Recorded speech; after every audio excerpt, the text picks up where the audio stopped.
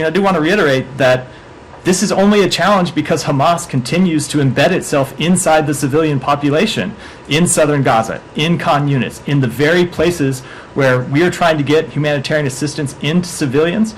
The reason it is so difficult to do all this is that Hamas will not vacate its tunnels. Hamas will not stop hiding behind civilians. Hamas will not lay down its arms. So we always need to remember that the situation that Israel is operating in is really unprecedented in trying to conduct urban warfare in this very dense environment where you have an opponent who just carried out a brutal terrorist attack and is committed to carrying out more terrorist attacks, continues to hide behind the civilian population. Now, that in no way lessens Israel's responsibility, and in no way lessens our commitment to be very clear with Israel about what their responsibility is. But I do think we have to remember that that's what makes this thing so difficult from the beginning. I have one more on Israel and one on Yeah. a separate topic. Go ahead. Photos emerged, I don't think you've been asked about this at the podium, photos emerged last week of Israeli forces detaining, blindfolding, and having stripped down men in Gaza. Does the State Department have any comment on this? Do you think it's appropriate for such images to be taken? Do you agree with the Israeli assessment that these were Hamas fighters, given there are people who are saying these are normal civilians, family members? So those images were,